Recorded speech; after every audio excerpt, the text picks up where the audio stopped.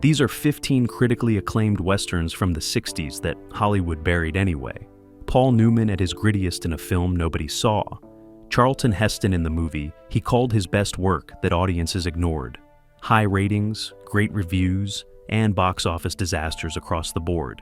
Eager to find out? Keep watching. Movie 1, Ride the High Country, 1962. Randolph Scott and Joel McCrea.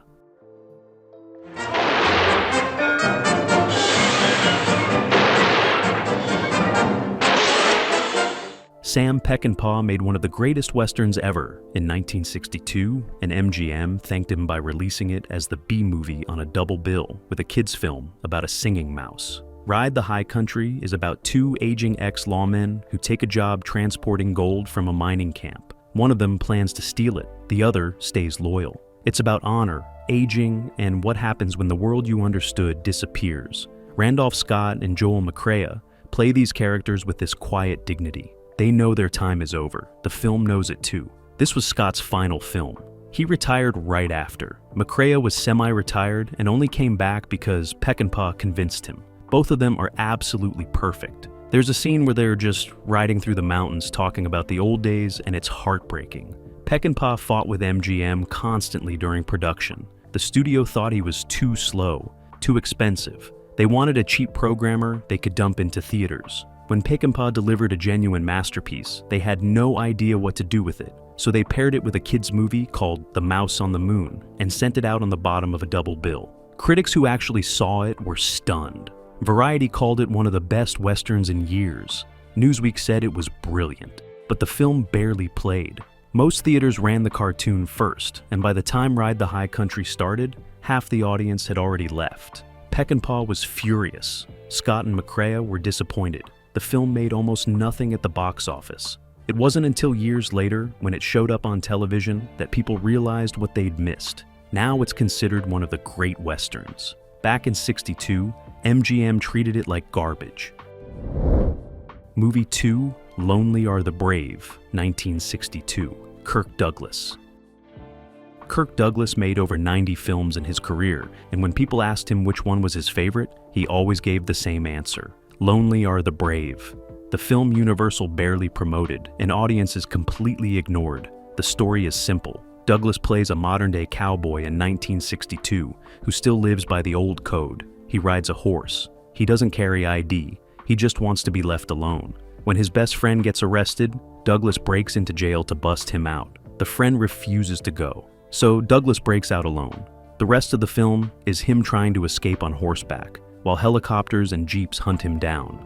It's directed by David Miller from a script by Dalton Trumbo. This was right after Trumbo finally got his name back on screen after The Blacklist. He wrote it as a meditation on freedom and what it costs. Douglas produced it himself and took a pay cut to get it made. Time we took off too. The film is beautifully shot in black and white in New Mexico. Walter Matthau plays the sheriff chasing Douglas. Gina Rowlands is Douglas's love interest. George Kennedy plays a sadistic truck driver. The cast is stacked. Universal released it in May of '62 with almost no advertising. They didn't know how to market it. It's a Western, but it's set in the modern day.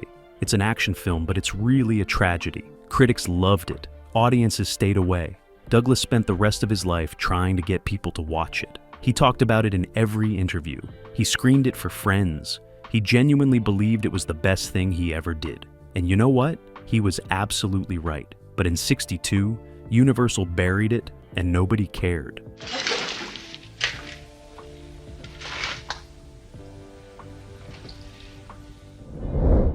Movie 3, The Man Who Shot Liberty Valance, 1962. John Wayne and James Stewart. John Ford put John Wayne and James Stewart in the same movie. He made a masterpiece about how the West was really won and how legends are built on lies.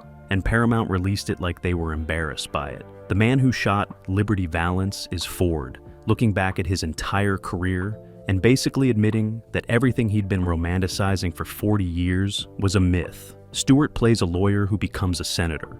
Wayne plays the gunfighter who actually did all the heroic stuff, but let Stewart take the credit. When the truth comes out, a newspaper editor says the famous line, "When the legend becomes fact, print the legend." Ford shot it in black and white when everyone was doing color westerns. He shot it on sound stages when everyone was filming on location. He deliberately made it look like an old-fashioned western, even though the themes were completely revisionist.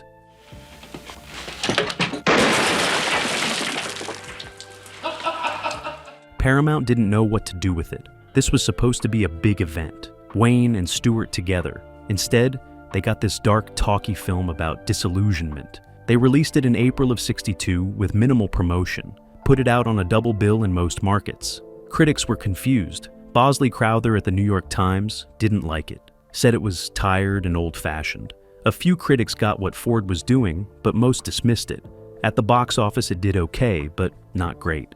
For a John Wayne, Jon Stewart film, it underperformed. Ford was hurt by the reception. This was personal to him. He was interrogating his own legacy, and nobody seemed to care. Wayne and Stewart moved on to other projects. And the man who shot Liberty Valance just kind of disappeared for years. It wasn't until the '70s that critics started calling it one of Ford's masterpieces.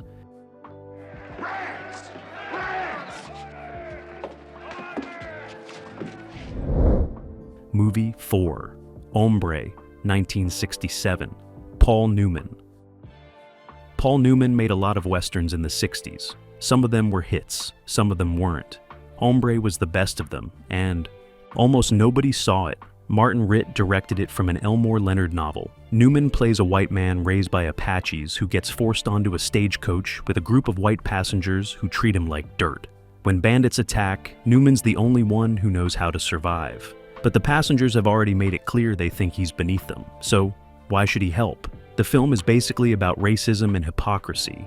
These respectable white people look down on Newman until they need him. Then suddenly they're begging for his help. Newman plays it cold and hard. This isn't Cool Hand Luke. This is the grittiest he ever got in a western. The supporting cast is fantastic. Richard Boone plays the villain. Frederick March and Diane Salento are the hypocritical passengers. Martin Balsam is the stagecoach driver. Everyone's working at the top of their game. That's a funny idea. No, it's not a funny idea. That's a good idea. Fox released it in March of '67, and it just died. They barely promoted it. Newman was coming off Torn Curtain, which flopped, and the studio didn't have much faith. Critics loved it. Roger Ebert gave it 4 stars. Variety called it one of the best westerns of the decade. Didn't matter. Audiences weren't interested. The film made maybe $5 million domestic on a $3 million budget. So it didn't lose money, but for a Paul Newman western, that was a disappointment. Fox moved on. Newman made Cool Hand Luke right after, and that was a huge hit. Hombre just faded. It's been rediscovered over the years. People who love westerns swear by it, but it never got the recognition it deserved when it actually came out. You followed the path around the back for the other things. You still got horses? A few more days. Movie 5, Will Penny, 1968, Charlton Heston. Charlton Heston made Ben-Hur. He made Planet of the Apes. He was one of the biggest stars in the world. And his favorite film was a quiet little western about an aging cowboy that Paramount dumped into theaters and forgot about. Tom Gries wrote and directed Will Penny as an anti-myth. There's no heroics, no grand battles. Just an old cowhand taking a job as a line rider for the winter and trying to survive. Heston plays it completely stripped down. No big speeches, no dramatic moments. Just a guy who's tired and running out of options. The film was shot in Oregon and California in actual winter conditions. Real snow, real cold. Heston loved it. He said it was the most realistic western he'd ever done. He plays a man who can't read, who doesn't own anything, who's just trying to make it through another season. Joan Hackett plays a woman with a son who Heston sort of falls for, but he knows he's got nothing to offer them.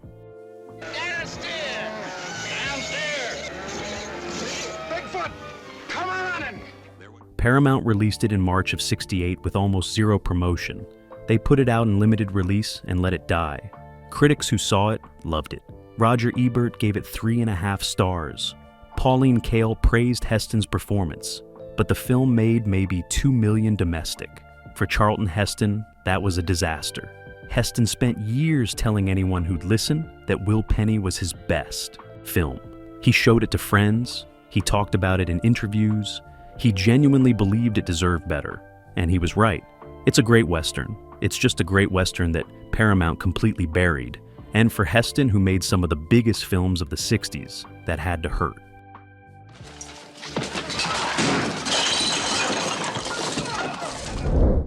Movie 6, The Shooting, 1966.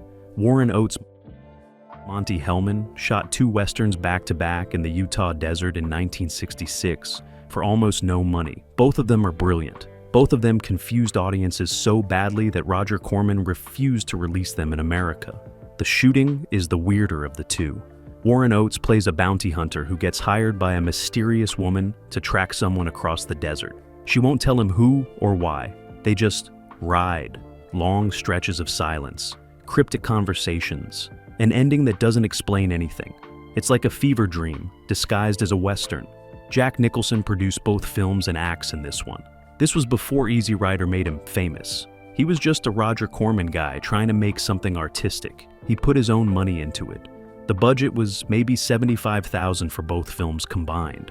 Hellman was going for pure existentialism. Characters wandering through a landscape that doesn't care if they live or die. Motivations that are never explained. Violence that feels random and meaningless. It's the opposite of a John Ford Western, and that was entirely the point.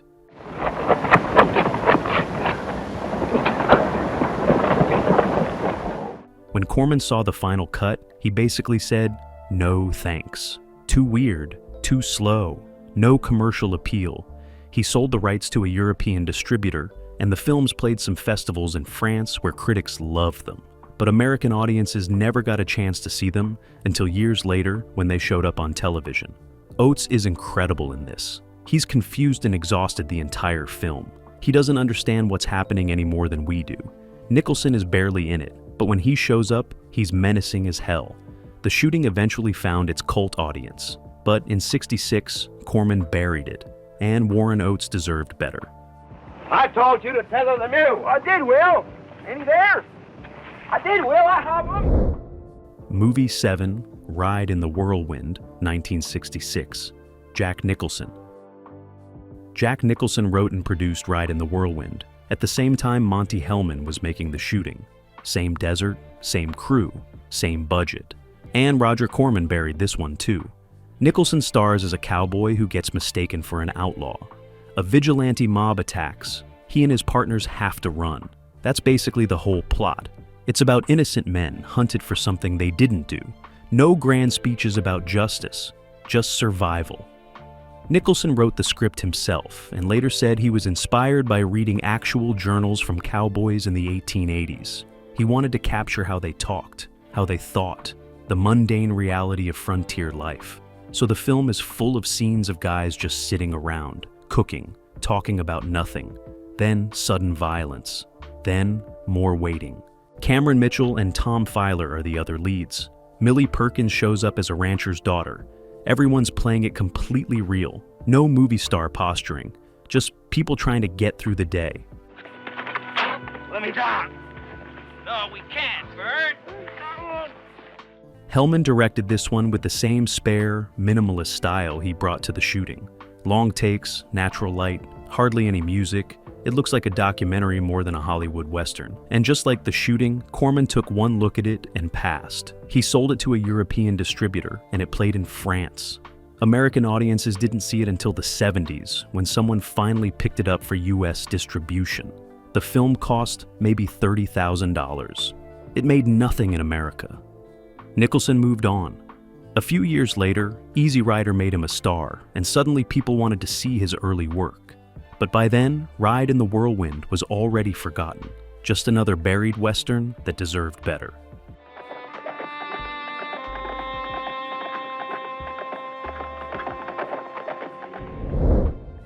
Movie 8, Day of the Outlaw, 1959. Robert Ryan. André de Toth made one of the bleakest westerns ever in 1959. Shot it in Oregon in actual blizzard conditions. Released it in the dead of winter. And United Artists buried it so thoroughly that most people didn't even know it existed. Day of the Outlaw stars Robert Ryan as a rancher in a small Wyoming town that gets taken over by a gang of outlaws. Burl Ives plays the gang leader. They're Confederate veterans who just robbed an Army payroll. They're desperate and violent, and they've got nothing to lose. The whole film takes place during a blizzard. Everyone's trapped. Tensions escalate. It's basically a Western siege film. DeToth shot the whole thing on location in Oregon during one of the worst winters they'd had in years. Real snow, real cold. You can see the actor's breath in every scene. The production was miserable, but it gives the film this raw authenticity that you can't fake. I want you to know that. You've got a big mouth, farmer. Ryan is fantastic as a man, trying to hold things together while everything falls apart. Ives is terrifying as the outlaw leader. There's a scene where his men want to assault the women in town, and Ives stops them by sheer force of will. It's brutal. United Artists released it in February of '59 with almost no promotion. It played a few cities and disappeared. Critics who saw it were divided. Some called it powerful. Others said it was too bleak. At the box office, it made nothing. The film has been completely rediscovered in recent years. Martin Scorsese is a huge fan. He's talked about how influential it was. But back in '59, United Artists treated it like a cheap programmer and let it die. And that's a shame because Day of the Outlaw is genuinely great. You won't find anything to take in this town. You'd be surprised at what we can find to take. Movie 9, Major Dundee, 1965. Charlton Heston. Sam Peckinpah got his shot at a big studio western in 1964. Columbia gave him Charlton Heston, a decent budget, and a script about a Civil War cavalry officer chasing Apaches into Mexico. Peckinpah delivered a Fosby, a masterpiece. Columbia took it away from him, cut 45 minutes, and released a butchered version that satisfied nobody. Major Dundee is about a Union officer played by Heston, who takes a mixed group of soldiers, Confederate prisoners, and civilians on a revenge mission. Richard Harris plays a Confederate officer who hates Heston, but agrees to fight with him. The whole thing becomes this sprawling, violent odyssey into Mexico where everything goes wrong. Peckinpah wanted to make an epic about the cost of obsession. He shot for months in Mexico. The production went over schedule, over budget. Peckinpah was drinking heavily and fighting with the studio constantly. Columbia sent producers down to take control. Peckinpah kept shooting anyway.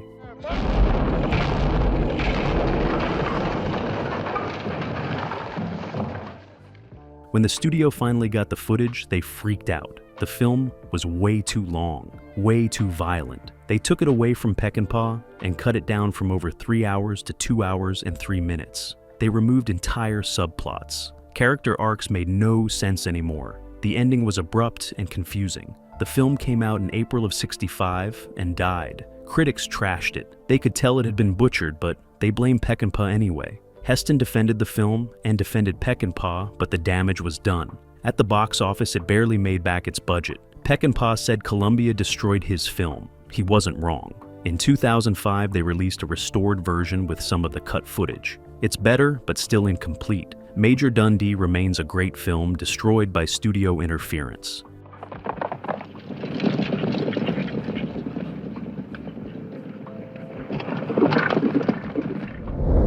Movie 10, The Appaloosa, 1966. Marlon Brando. Marlon Brando made a Western in 1966 where he barely talks. He just glares and broods and tries to get his stolen horse back. Universal released it and nobody came. The Appaloosa is about a buffalo hunter whose prize horse gets stolen by a Mexican bandit. Brando tracks him into Mexico to get it back. That's the plot. It's simple, but the film is really about obsession and revenge. And Brando plays it like he's in a European art film. Long silences, minimal dialogue, everything communicated through looks. Sidney J. Fury directed it and shot it in this weird stylized way. Lots of tilted angles, extreme close-ups, shots through fences and doorways. It looks nothing like a traditional Western. Some of it works, some of it just looks gimmicky. John Saxon plays the bandit, and he's genuinely menacing. Anjanette Comer is the woman caught between them. The cast is trying, but Brando is barely present. He was already checking out at this point in his career. He'd do the minimum and leave.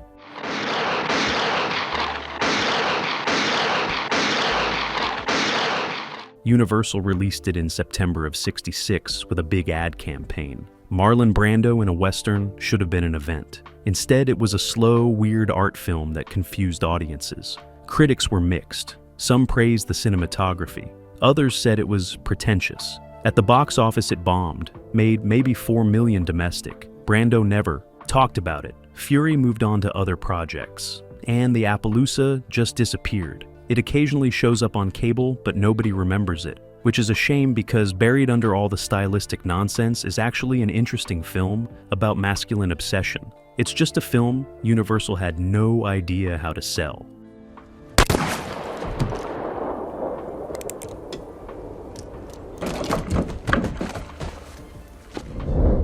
Movie 11, Invitation to a Gunfighter, 1964, Yul Brynner.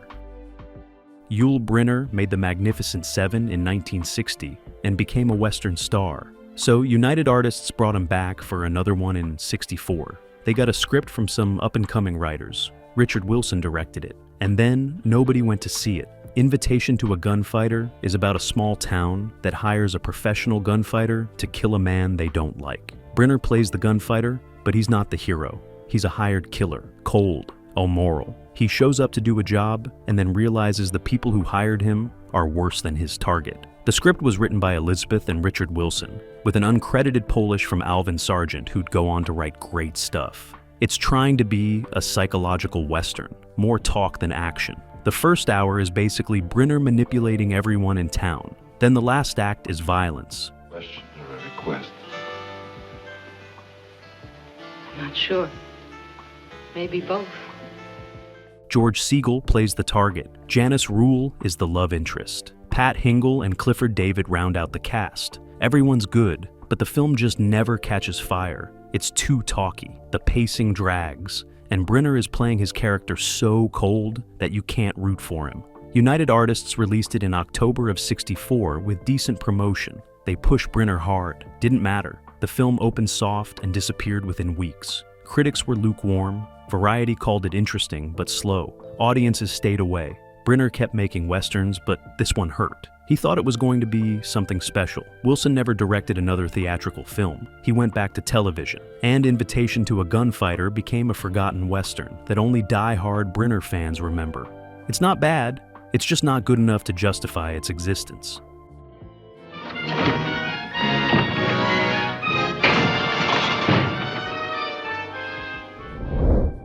Movie 12, Death of a Gunfighter, 1969, Richard Widmark.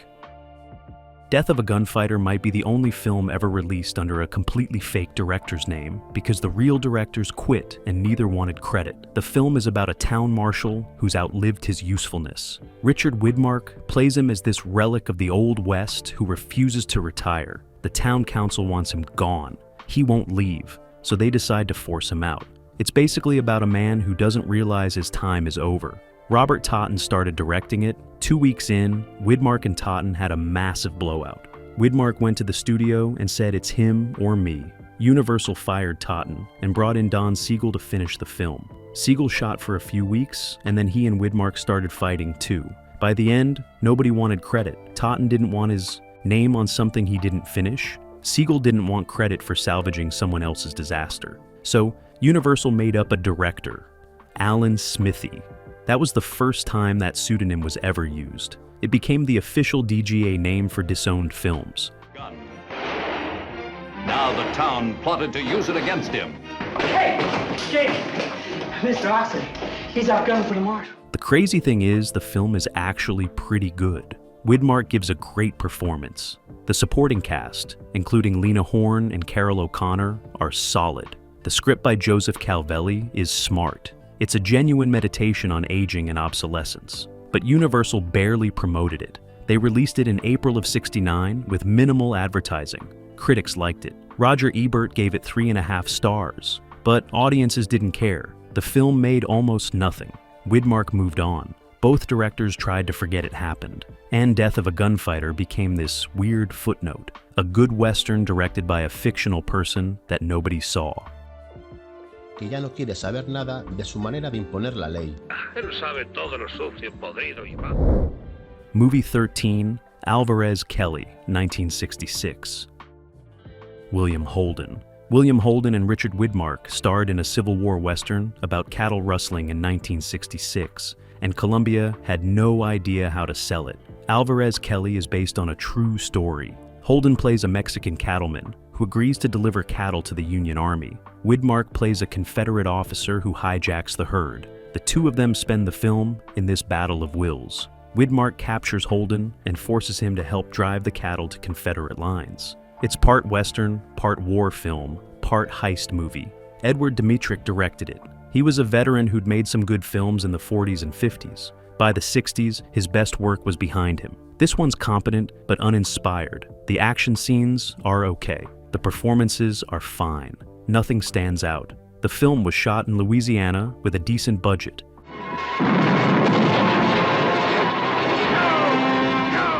Columbia spent money on period details, uniforms, weapons, a huge cattle drive sequence. On paper, it should have worked. 2 big stars, Civil War setting, action and adventure. Columbia released it in October of '66, and it died immediately.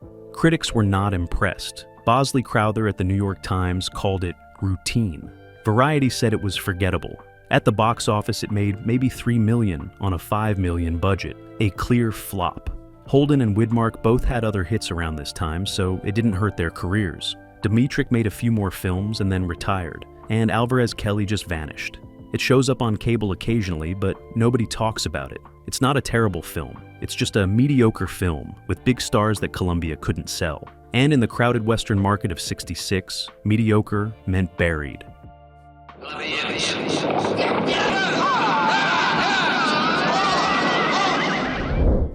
Movie 14, Comanche Station, 1960. Randolph Scott. Bud Boetticher made 7 westerns with Randolph Scott between 1956 and 1960. All of them are great, most of them nobody saw. Comanche Station is the last, and maybe the best of them. Scott plays a man searching for his wife who was captured by Comanches years ago. He ransoms a different captive woman and starts bringing her home. Along the way, he meets 3 men who claim to be helping, but actually plan to kill him and collect the reward for the woman themselves. Claude Akins plays the leader of this group, and he's fantastic, polite, friendly, and absolutely murderous. The whole film is this long, slow chess game. Scott knows these men are going to try to kill him. They know he knows. Everyone's just waiting for the right moment.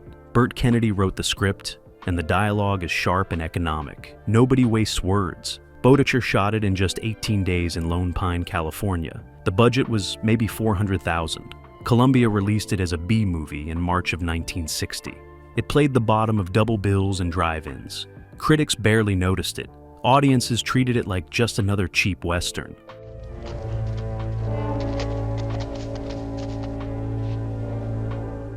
Scott retired right after this. He didn't need to work anymore, and he'd been making Westerns for 30 years. He went out on a high note, but almost nobody realized it at the time. Over the decades, critics rediscovered the Boetticher-Scott Westerns. They're now considered some of the best B-Westerns ever made. Martin Scorsese is a huge fan. Tarantino has cited them as influences. But in 1960, Comanche Station was just another forgotten programmer that Columbia dumped into theaters and forgot about. And Randolph Scott deserved a better send-off than that. Much obliged, Cody. We needed that extra gun. Movie 15. Cheyenne Autumn, 1964. Richard Widmark. John Ford spent 50 years making westerns that romanticized the cavalry and treated Indians like props. In 1964, at age 69, he tried to make amends. He made Cheyenne Autumn, an epic about the Northern Cheyenne trying to return to their homeland. Warner Brothers barely promoted it, and it bombed so hard, it basically ended Ford's career. The film stars Richard Widmark as a cavalry officer who sympathizes with the Cheyenne. Carol Baker plays a Quaker teacher. Ricardo Montalban, Gilbert Rowland, and Dolores Del Rio play Cheyenne leaders. It's told from the Native American perspective, which for John Ford was revolutionary.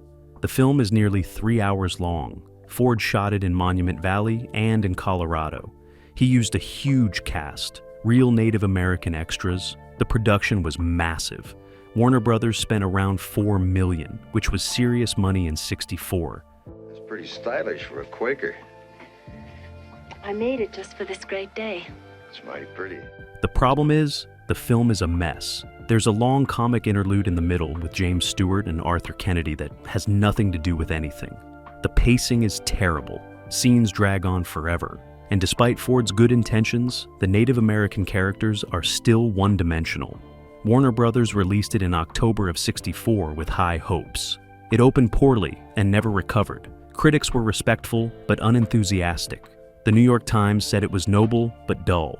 At the box office it died, made maybe $2 million domestic. Ford. I was devastated. This was supposed to be his apology for decades of westerns that treated Native Americans badly. Instead, it was rejected by critics and audiences. He made one more film, Seven Women, in '66. That flopped too, and he never directed again. Cheyenne Autumn killed his career, and Warner Brothers let it die without a fight. 0.01, 0.07. That's pretty stylish for a Quaker. I made it just for this great day. Sam Peckinpah's masterpiece got dumped on the bottom half of a double bill with a singing cartoon mouse. Kirk Douglas made his favorite film of all time, and the studio didn't even bother to promote it. John Ford directed John Wayne and James Stewart together, and Paramount practically buried it alive. And one of these was so troubled that both directors walked off, and the studio released it under a fake name. These were 15 critically acclaimed westerns from the '60s that Hollywood buried anyway. Randolph Scott going out on top in a film nobody saw. Charlton Heston in 2 films he loved that audiences ignored. Jack Nicholson financing existential nightmares. Marlon Brando barely talking. And John Ford making his final apology that killed his career. High ratings, great reviews, and studios that had no idea what they had. The '60s were full of buried westerns, and these were the best of them.